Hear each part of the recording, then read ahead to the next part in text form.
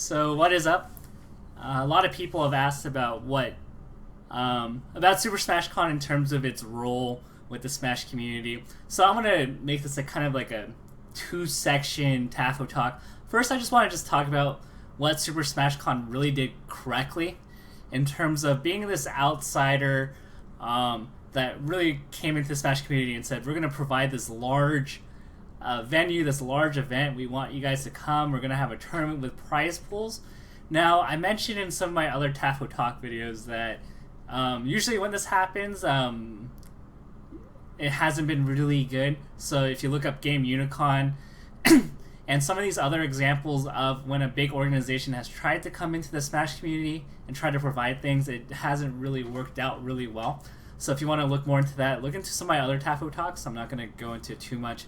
The TLDR is basically they promised a nice event and nobody got paid. And that's been a rather common occurrence with the Smash community, with Active Gamers, Game Unicon, and some other organizations that just pretty much ran away with Smasher money. If you ever talk to Mutaking, he will give you a laundry list of tournaments he's been cheated on in the past, and usually these pertain to the organizations that were more outsiders. Now, with Super Smash Con, not gonna lie, I was originally really skeptical of Super Smash Con and Justin being I would say the head organizer of Super Smash Con, just based on prior history with larger organizations. And I think a lot of people were fairly skeptical. Even Juggle Guy, who was one of the lead TOs of Super Smash Con. I sent some emails early to Justin, just addressing some of my concerns and questions that I had for him, ranging from how they get funding, does he have experience organizing things, and to be honest, his answers were pretty good. He actually runs other conventions, Lego conventions in particular, and he actually makes quite a bit of a decent living selling. I'm not sure if it's refurbished Legos, but it has something to do with Legos. And so he knows what he's doing in terms of running conventions and running events. And he answered my questions about funding. He was pretty transparent, really thorough in his answers. And so from there, I still had questions. It didn't really give me a guarantee that Super Smash Con was just going to run away with people's money or that it would be a total disaster. But at the very least, he was transparent and gave me the answers that I wanted. Whereas I've emailed other organizations, I'm not really going to name them in particular, where they give me non-answers or they avoid the subject or they go on a long ramble, but they don't quite answer the questions or the concerns that I have for the tournament or the event. So that's one thing that Justin had gave me a lot of confidence on from the get-go. And what was really smart of him was to find the right people. So then, right then and there in the beginning, he knew of the right people to contact, and that was Juggle Guy and Nintendo, two prominent tournament organizers in the community. They've had a great deal of success running tournaments.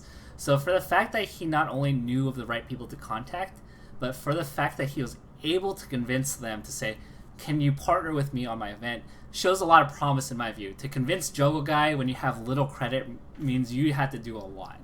And so, and what's interesting actually with Super Smash Con is that they didn't advertise their tournament or their event in traditional means that a normal tournament would advertise itself. So instead of going to Twitter, instead of going to Facebook or Smashboards, they actually ran their own advertisements elsewhere that don't pertain to traditional means of social media. So if you were at the tournament, you were probably very surprised at the number of attendees that were at Super Smash Con that weren't necessarily competitive players.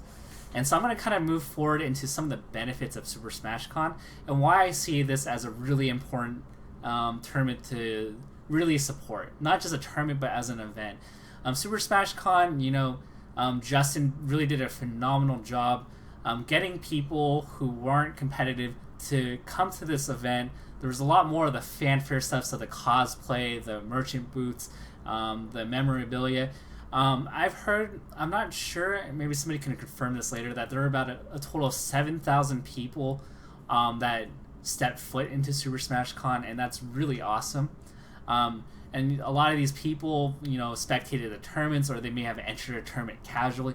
And this is really a great avenue for a lot of people, who have never been exposed to competitive Smash tournaments to really step their foot in and say, hey, I really like this. There are more events. So I feel like this is a really great funnel for us to connect to a greater audience of people that may potentially be interested in playing in tournaments. Maybe, we move 5 years down the line and we hear the stories of how they've entered Smash tournaments, and they can go back to SmashCon and say, I went to this Smash convention, it was really good, and now I'm hooked. I'm going to wheel back, but everything about the venue, from what I've heard, was phenomenal. It was spacious, definitely more than enough time to run everything. It was near food. It was a pretty good location. So Justin is a phenomenal event coordinator, and one thing I really like from what I've noticed and from what I've witnessed is that he's like the antithesis of what the Apex leadership was like.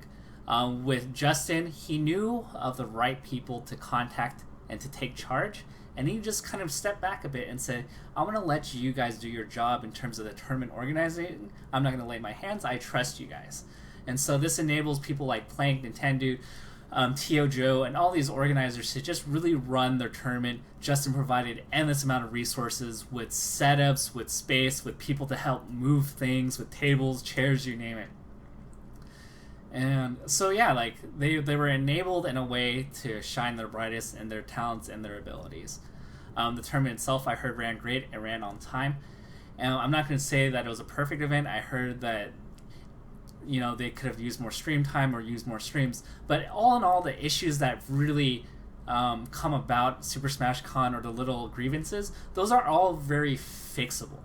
So the fact that they only had one stream, they could just hire 2 more streams next year, and that's very easily fixable. I wouldn't say there were any big issues. And furthermore, it's really nice that East Coast gets a major in the heart of summer, not in the freezing winter where flights get delayed, where you risk your life driving in the snow.